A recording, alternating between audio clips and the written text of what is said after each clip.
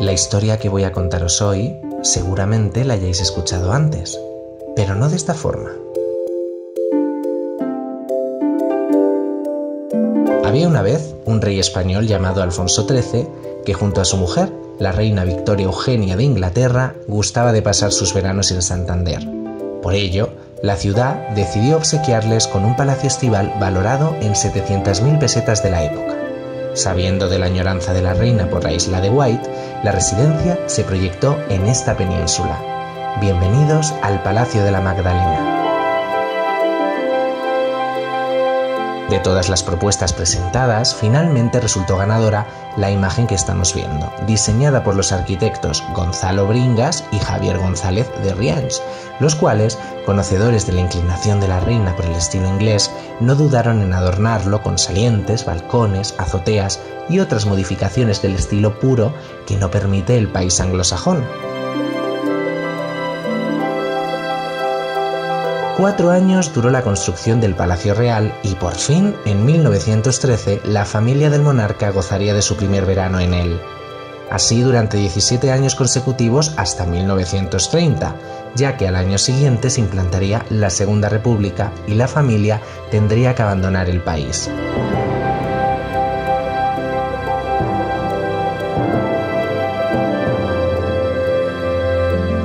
La residencia real pasaría a convertirse en un templo del saber, cuando la Universidad Internacional Menéndez Pelayo abriera sus puertas cada verano a estudiantes de todo el mundo a partir de 1932.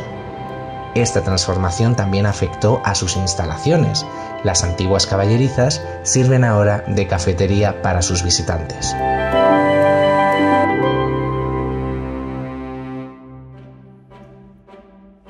Y en el extremo de la península también podemos encontrar a estos amiguitos, unos pocos ejemplares de pingüinos y leones marinos. Cuando pasaba a visitarlos, dio la casualidad de coincidir con su hora de comer, y pudimos disfrutar de este espectáculo.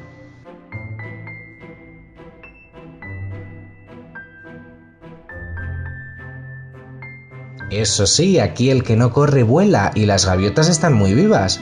Fijaros cómo se escapan con las partes que no alcanzan a pillar los pobres leones marinos.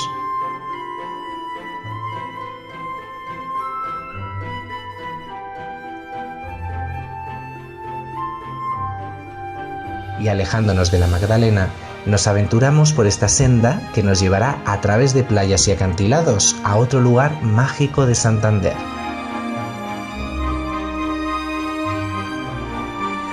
Pero antes, nos detenemos a echar un fugaz vistazo a este parque, que si ya es bonito en invierno, en primavera debe ser un jardín de ensueño.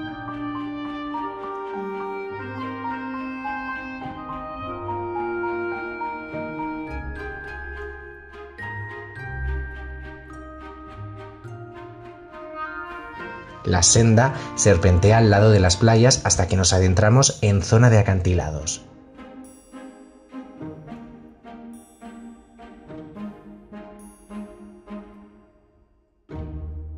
El faro se divisa allí a lo lejos, pero antes es bueno para el espíritu deleitarse con el paisaje.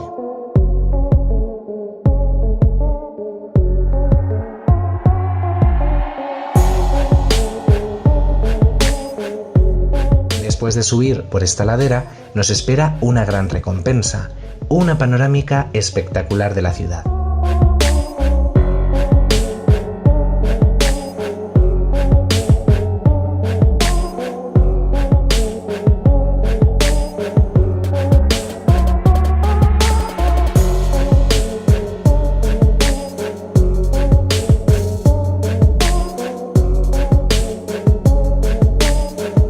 Pero ya es hora de hablar de la historia del faro de Cabo Mayor, al cual nos dirigimos.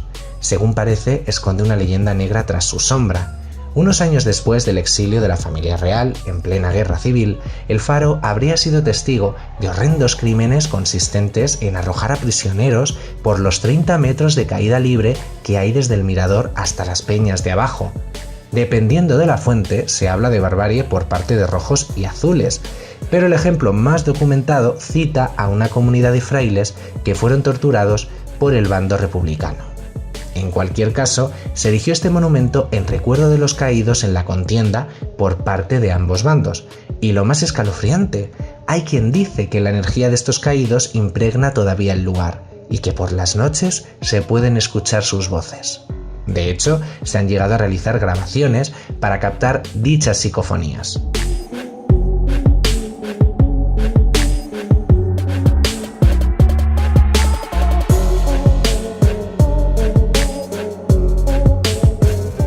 Y antes de dejar Santander, no podíamos pasar por alto la fachada multicolor de su imponente casino. Bueno, espera, vamos a darle un poco de brío. Mejor. En este timelapse pasamos del rojo al morado en cuestión de segundos, lo que en la realidad es más sutil porque lleva más tiempo. Si obviamos a las personas corriendo como benditos, el efecto es bonito, ¿verdad? Y ahora, ¿por qué no ir a comillas y darnos un capricho?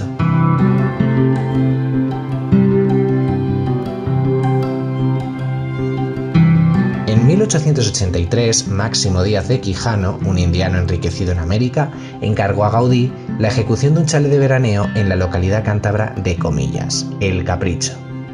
Como Gaudí se encontraba erigiendo también en ese momento la Casa Vincennes en Barcelona, su amigo Cristóbal Cascante fue quien estuvo a pie de obra, pero era tal la minuciosidad con la que Gaudí respondía a todas sus dudas que pareciera que el maestro hubiera estado realmente allí.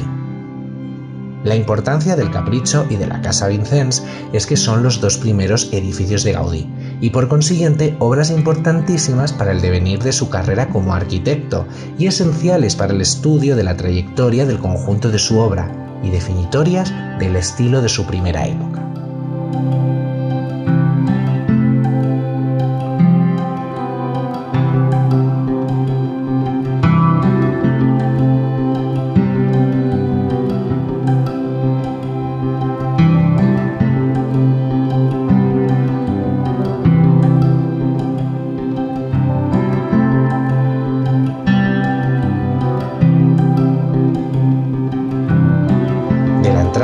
Lo que más llama la atención es esta torre minarete rematada completamente de cerámicas.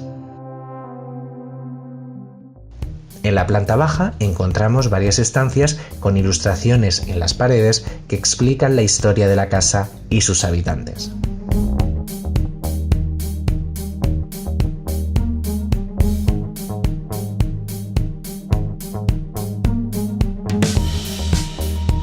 Esto que vemos aquí son los vestigios de un antiguo baño. Nada pierde detalle en esta gran construcción cuidada con mimo. Estancias de ensueño con techos de madera en relieve son bañados por la luz entrante de las ventanas, las cuales comunican con una vista afortunada de la ciudad.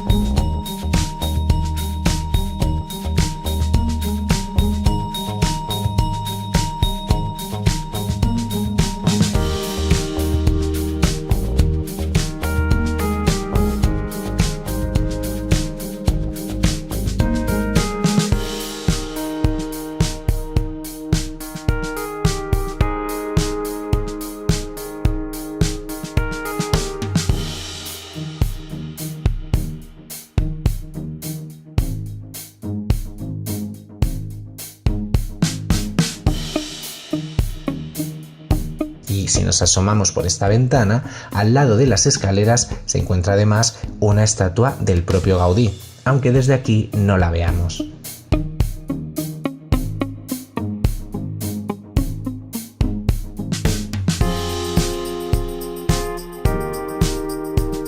Y llegamos a la joya de la planta baja, el invernadero, rebosante de vida vegetal variopinta y sin duda alguna el pulmón de la vivienda.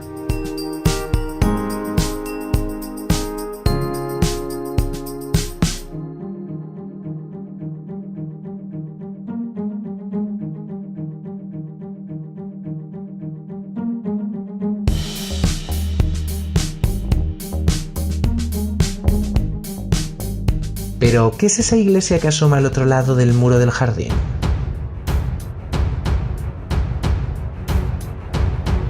Pues se trata de la Capilla Panteón al lado del Palacio Sobrellano, perteneciente a Leopoldo López y López, primer marqués de Comillas, que por cierto era cuñado de la mujer del propietario del Capricho, de ahí que ambas edificaciones colindaran. La historia detrás del marqués de Comillas es una historia de superación. Tras casarse con la hija de su casero, Leopoldo consiguió el capital suficiente para poner en marcha una serie de negocios en las Américas que le sirvieron para enriquecerse y crear en España el Banco de Crédito Mercantil.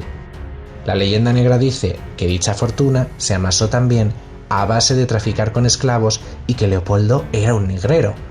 Pero para limpiar su imagen, el marqués financió el Seminario Pontificio, hoy en día la Universidad Pontificia, que se encuentra precisamente enfrente del Palacio Sobrellano. Y por si hubiera que expiar algún pecado como el indicado, supongo que decidió construir la Capilla Panteón con bancos también de Gaudí, en la que descansan los miembros de su familia. Todos los féretros cuentan con estatuas de ángeles y representaciones del misterio cristiano como parte de la imaginería religiosa de la época. Pero uno de estos ángeles, el ángel exterminador del escultor barcelonés Josep Llimona, era tan grande que sobrepasaba las dimensiones del lugar. Por eso tuvo que ser trasladado al cementerio de Comillas.